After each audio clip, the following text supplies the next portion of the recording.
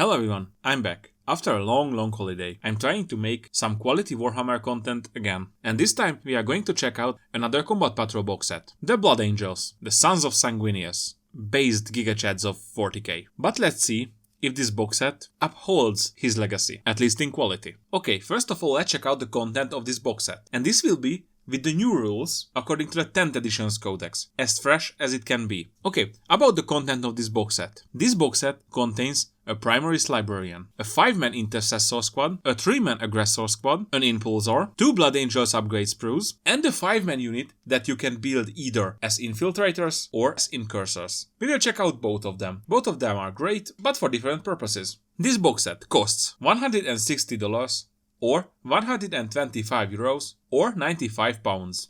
Its monetary value is around 192.5 euros if you don't want to use the upgrade sprues. If you want to use the upgrade sprues, well then it has a better value. It has 216.5 euros. So you have a pretty decent saving on this one. Almost 100 euros.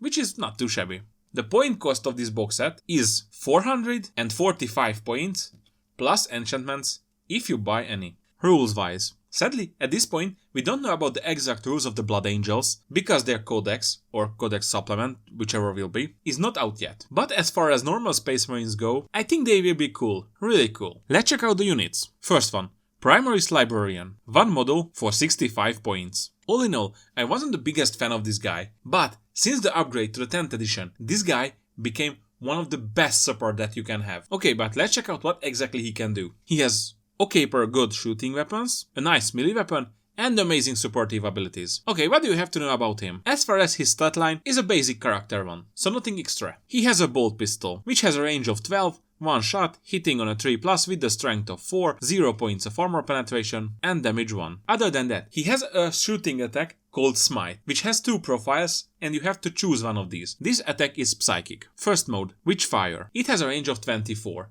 D6 attacks, so between 1 and 6, hitting on a 3+ with a strength of 5, 1 points of armor penetration, and damage D3, so between 1 and 3. It's a nice shooting attack. But you have another option, if you want to pack bigger punch. Focused Witchfire. This mode has 2 additional abilities. One of them is Devastating Wounds. If the wound roll that you make with this weapon is a 6, an unmodified 6, then your opponent can't make any armor or invulnerable saving throws, which is nice. And the other rule is hazardous. After you made these attacks, you have to make a hazardous check. So roll a d6, and if you roll a 1, then the Primaris Librarian suffers 3 mortal wounds, which can hurt. Okay, but let's check out if it's worth the risk. The Focused Witchfire has the range of 24, with d6 attacks, so between 1 and 6, hitting on a 3+ with the strength of 6, 2 points of armor penetration and damage D3. So you get 1 point of strength and 1 point of armor penetration to the attack, plus the Devastating Wounds for a chance to suffer some mortal wounds. Both profiles can be okay. Choose whichever you like.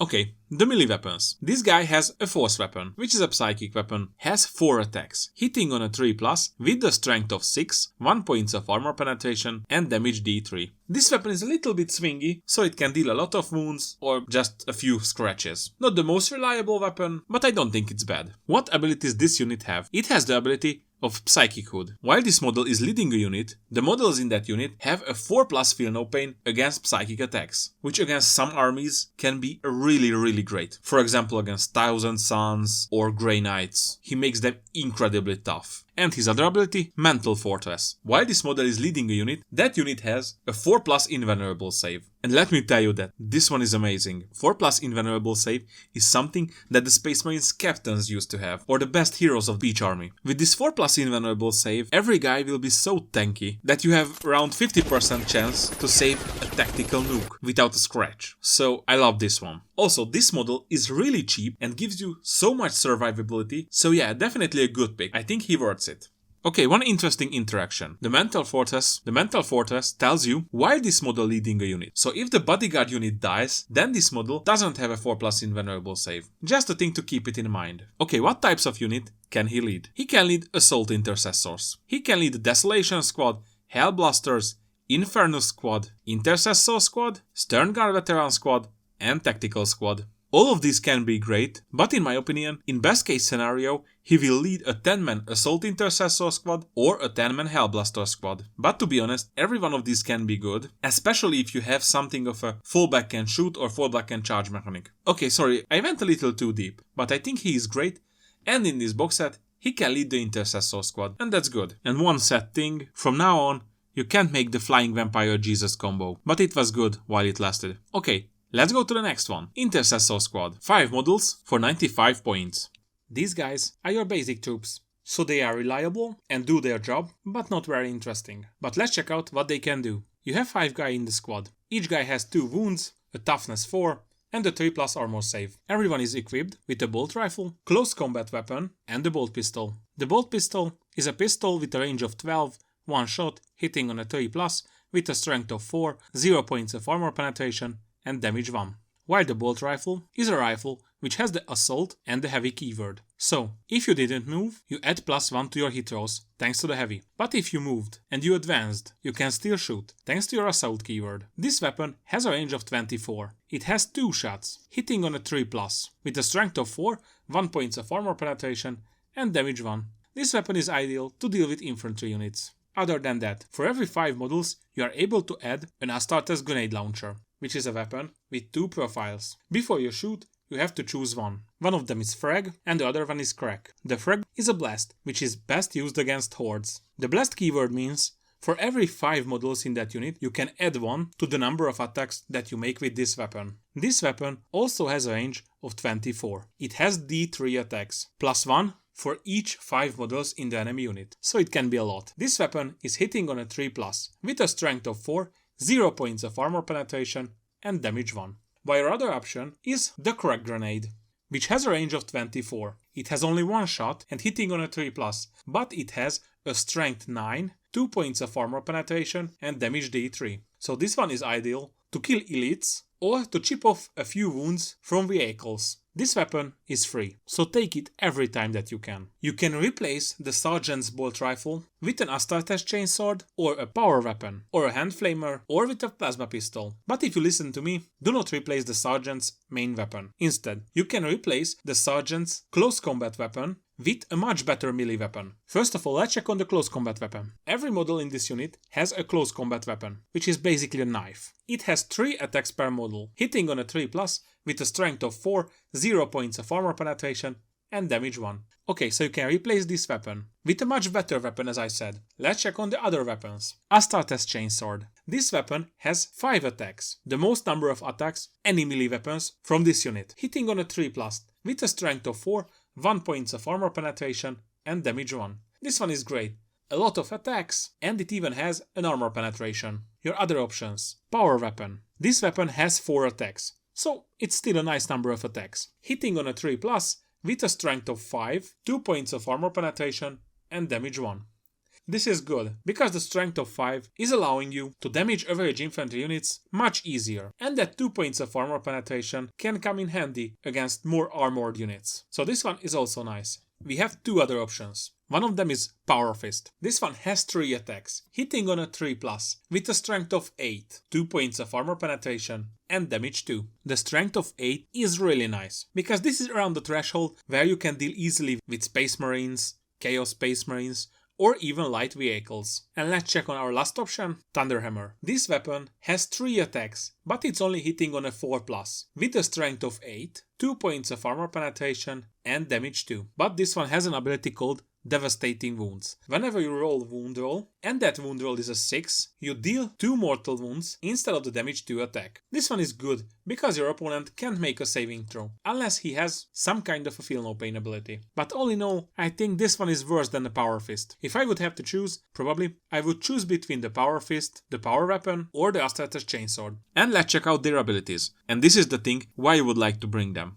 Objective secured. Basically they have sticky objective, which means if you control an objective marker at the end of your command phase and this unit is within range of that objective marker remains under your control even if you have no models within range of this objective marker until your opponent controls it at the start or end of any turn, which means they can go to an objective, boop, and until the enemy gets there, that objective stays yours. And since Space Marines have few units, basically you can just touch some objectives and control them. But be careful, if the enemy has some kind of a deep strike, well, they can take it from you easily, if you don't leave there anything. In my opinion, this unit is really great to deal with small infantry units and to earn you a lot of points. As much as I love the Bloodbath, winning by points is just as great. Okay, let's go to the next one. There you have two options what to build: Infiltrators or Incursors. They are really similar. While the Infiltrators are more defensive, the Incursors are more offensive. Let's check out the Infiltrators first. Infiltrator Squad, 5 models for 90 points. These guys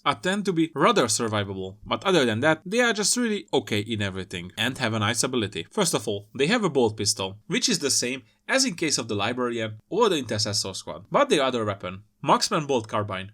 This weapon has a range of 24, it has 2 shots, hitting on a 3+, with the strength of 4, 0 points of armor penetration and damage 1. This weapon is also heavy, so if these guys didn't move, they are hitting on a 2+ instead of a 3+. And they also have a close combat weapon, which is the same as in case of the Intercessor Squad. 3 attacks per model, hitting on a 3+, with the strength of 4, 0 points of armor penetration and damage 1. Yeah, so these guys are not the ones that will deal a lot of damage, but they have great abilities. First one, they have the Infiltrators keyword, so you can put them further away on the table, but at least 9 inches from your enemy. And they also have Omni Scrambles. Enemy units that are set up on the battlefield as reinforcements, they cannot be set up within 12 inches of these guys. So yeah, the basic range of the deep strike is 9 inch, but if you want to deep strike around these guys, then it's 12. Why does it great? Because the enemy has to set up their models more than 12 inches. And you can't charge if you are more than 12 inches away. So if the enemy throw down a big thing or a lot of things, then they still can charge these guys. They can keep your enemies away at least 1 turn longer, which can easily win you the game. And if you have 1 or 2 squads of these guys, well, you can completely cover your behind so you don't get stabbed in the back. Okay, so yeah, medium damage or even bad damage, but great abilities to protect. But also they have war gear abilities. Helix Gauntlet. Some healing tools to the wrist of one of these guys, and while that model is alive, that unit has a 6+ Feel No Pain ability, which is good. So yeah, you have extra chances to ignore some damage, which is never a bad thing. Other than that, they have an extra gear called Infiltrators Comms Array. Each time when you target this unit with a stratagem, you roll 1d6, and on a 5+, so 5 or 6, you gain 1 command point. Probably won't change the word, but refounding 1 command point is never hurts. Okay, let's check out the other option. Incursor Squad, 5 models for 90 points. Their basic stat line is exactly the same. However, the weaponry is a little bit different. They have bolt pistols, as every other unit that we checked out, and they have one shooting weapon called Oculus Bolt Carbine. This weapon is assault, so they are eligible to shoot even after advancing. And it has another ability, Ignores Cover, which means they are ignoring the cover.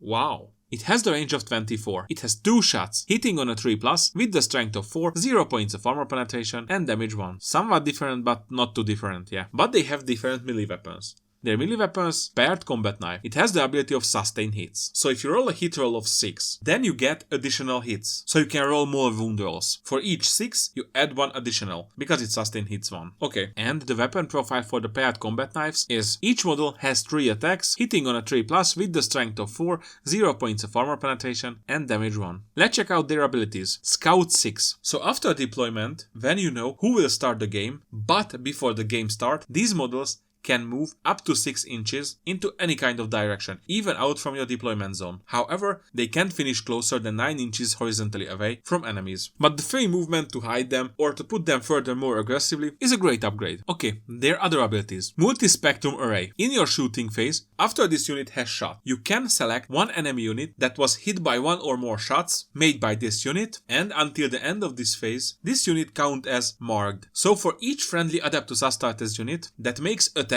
against this target in the shooting phase, then you can add 1 to their hit rolls. So if they tag someone by their bolters, everyone can shoot it better. It's really great if you want to focus down some targets. Okay, and they also have a war gear ability called Haywire Mine. Once per battle, at the start of any phase, you can select one enemy unit that is within 3 of this unit, and you have to roll 1d6. If you roll a 2+, then the enemy unit suffers D3 mortal wounds. Or, if you targeted the enemy vehicle, then the vehicle suffers 2d3 mortal wounds, so between 2 and 6. And since they are mortal wounds, in most of the cases, neither the enemies nor the vehicles will be able to make any kind of saving throws. It can pack a punch, but you have to be close to deliver it. In case of Incursor squad or in case of Infiltrator squad, I would probably say Both is good. I could recommend both units for you. None of them will let you down. But for now, if you want to play safer, then use the Infiltrators. Or if you want to play more aggressively, because that is your thing, I would recommend you the Incursor squad. Okay, we have 2 other units. Let's check out them. Aggressor squad. 3 models for 110 points. All in all, they are really good at shooting, especially against smaller targets, and they are really good in melee against everything. So all in all, nice unit to have. Let's check out the 2 ranged options that you are able to choose from. First one, Flamestorm Gauntlet. This weapon has 3 rules. First one, Torrent. This weapon is automatically hitting the target, so you don't have to make any type of hit rolls. Second, Ignores Cover. This weapon is ignoring the benefits of cover. And the last one, Twinling. So you are able to reroll the wound rolls. Let's check out its stats. This weapon has the range of 12. It's a little bit shorter range than the other weapon option. It has D6 plus 1 attacks, so between 2 and 7. The average is around 4. It's automatically hitting the target with the strength of 4, 0 points of armor penetration and damage 1. And your other option, it consists of 2 weapons. First one, Boltstorm Gauntlet. This weapon is twin-linked, so you are able to reroll the wound rolls. It has the range of 18 with 3 attacks, hitting on a 3+, with the strength of 4, 0 points of armor penetration and damage 1. And to this weapon, you get a Fragstorm Grenade Launcher, which is blast, so for every 5 model in the enemy unit, you get 1 extra attack, and it has the range of 18, with d6 plus the extra attacks from the blast, hitting on a 3+, with the strength of 4, 0 points of armor penetration and damage 1. So all in all, more shots with better range, or ignoring the cover and automatically hitting the target. This is the thing that you have to choose from in shoot. In melee, they have Power Fists, twin-linked, reroll the wound roll. Each model has 3 attacks, hitting on a 3+, with the strength of 8, 2 points of armor penetration and damage 2. It's good. One more thing about the Aggressors, they are really tanky, much more tankier than an average Space Marine. They have a toughness of 6 and 3 wounds each, which is nothing to laugh about. Okay, and let's check out their ability, and this ability can make their shooting much better. The ability called Close Quarter Firepower. Basically, each time when you are shooting at the closest eligible target, your shooting weapon gets 1 point of armor penetration. Let's check out the last thing, the big thing, Impulsor. 1 model for 85 points. Thank God this unit is great, because it was an impulse purchase for me. Do me a favor, please. Get out of here.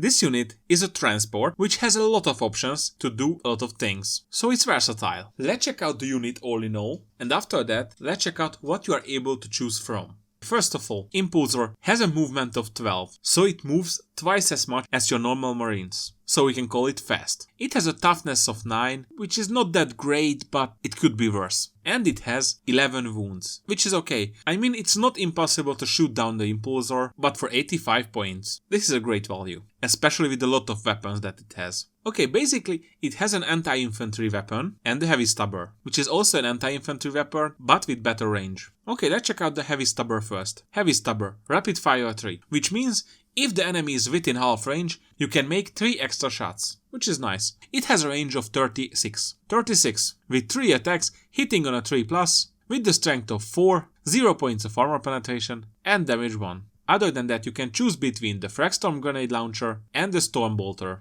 The Stormbolter has bigger range and fixed amount of shots, while the Fragstorm Grenade Launcher has D6 shots, plus blast, but a shorter range.